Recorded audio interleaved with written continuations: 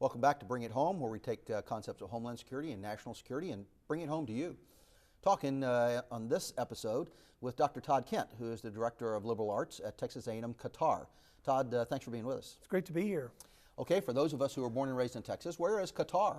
Well, it's a peninsula right on the side of Saudi Arabia. So if you went directly across from Qatar, you would run right into Iran. If you go up the Gulf, you'd run into Kuwait and eventually Iraq. So it's right there in the heart of the Arabian Gulf, as they say. Texas A&M Qatar, what exactly is that? Texas A&M Qatar is a branch campus of the main campus here in College Station. So when a student gets a degree from there, their diploma reads exactly like it would here. So it's really a branch campus. So this is a part of the Texas A&M system, just like College Station or Texas A&M Texarkana or Texas A&M Corpus Christi? Yeah, it is. The best way, it's not a separate campus, it's a branch of the main campus is the best way to describe it. About how many students do you have? Right now we have about 280 students. We're on our way to 500. That'll be, we think, a steady state, and that's eventually where we'd like to be. And where are they from? Students are really from all over the region. About 40 to 50% of our students currently are Qataris, born and raised there in the state of Qatar. The rest are from the broader region: Syria, Egypt, Lebanon, Jordan. So it's a very diverse group. I think we have over 30 nations represented in our student body. Now, different parts of branch campuses at Texas A&M do have different specialties. Do you have a specialty in Qatar? We offer engineering degrees in four different disciplines, and that's really the focus. When the Qatar Foundation of the state of Qatar invited Texas A&M over, they wanted us to focus on engineering, and so we offer an engineering degree. And the reason I'm there is that a student at Texas A&M, we believe that they need to be broadly educated. Therefore, part of their training is in the liberal arts and also the sciences. So a student has to take history, chemistry, physics, just like any other student would, in addition to their engineering core curriculum. Todd, I taught English at West Point when it was an engineering school. Sometimes a challenge, because that's not always the first reason that our students came to West Point. Talk a little bit about teaching students at Qatar. How is it alike and different? You taught here at Texas A&M. How is it alike and different? Well, in some ways it's identical. You're dealing with 18 to 22-year-old young people who have those challenges, time management issues and others. So they're very similar to students as you would know them. The challenge they face is most of them English is a second language. So they're taking political science and English and history and any other course in a language that's it's not their native language. So there are struggles. They're learning to write. And just like students here, we have a writing center at the main campus. We have a writing center on campus. We have a lot of ways to try to encourage the students to improve their not only their verbal skills, but their ability to write and communicate, because that's a struggle. It's always a tough challenge, adapting to college. But being from that region, I suspect has some special peculiarities. Did you follow your personal specialty is in the state and local politics and government. Did your students follow the American elections closely, or not so much? They were fascinated with the elections. I think they had this idea that we're going to have an election and the power is going to change, and we're going to hand over the keys to the government, and that's fascinating to most of them, because many of them come from countries where that doesn't happen. So they were interested in the elections. They didn't fully understand them.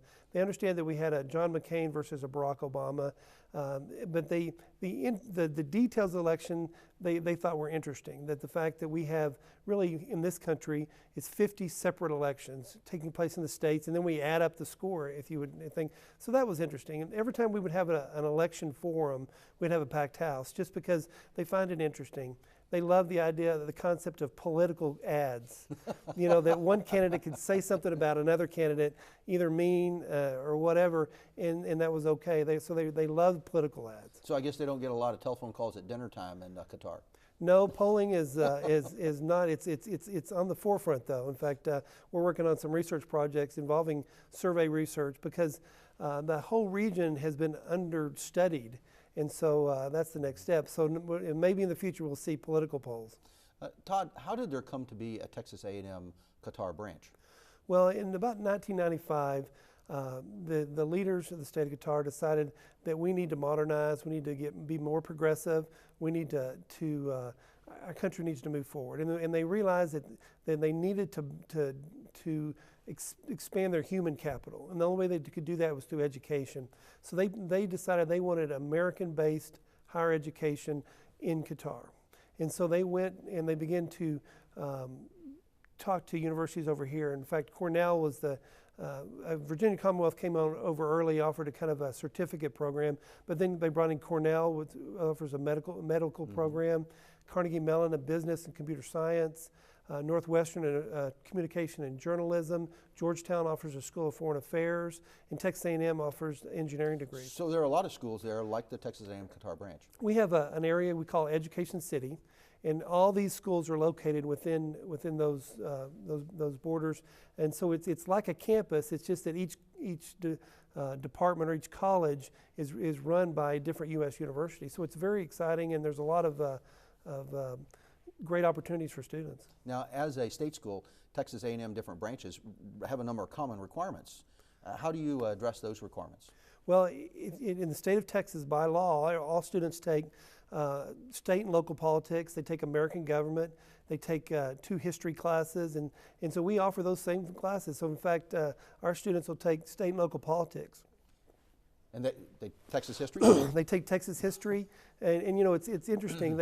At first they have a hard time understanding why it's important, but as we get into it, they actually kind of enjoy it, because the idea of federalism, that you have local government that has responsibility for something, in most of these countries, other than India, is a concept that they have never heard of. Most everything is directed from the national government, and so they're very interested in the fact that you could actually have local leaders that have power. Todd, you personally have had some very interesting experiences. You've been several times on the news media, Al Jazeera, haven't you? Yes, Al Jazeera English is a branch of the Al Jazeera network, which you have Al Jazeera Arabic and Al Jazeera English. It goes into about 100 million homes, and they realized their viewers were interested in the U.S. elections but didn't understand it. So last spring I got the opportunity to just about 3 times a week since last spring to go on and give political analysis of the U.S. election to Asia and Africa largely. And it was very interesting because the newsroom, they were very interested, and what was very interesting about it is they didn't care about domestic issues. All they cared about was foreign policy issues, and I kept trying to explain to them, Americans vote on domestic issues and foreign policy issues. In this election, you can't understand it by looking at foreign policy. So, but it was very interesting, and you realize a survey was done by the University of Maryland in 8 countries in the Middle East. 53% get their entire news from Al Jazeera. And we as the U.S. government have struggled being able to at least get our policy opinions known on that network, and so we've struggled. We've lost a lot. Todd, I got about 30 seconds left. Where do you see the program going?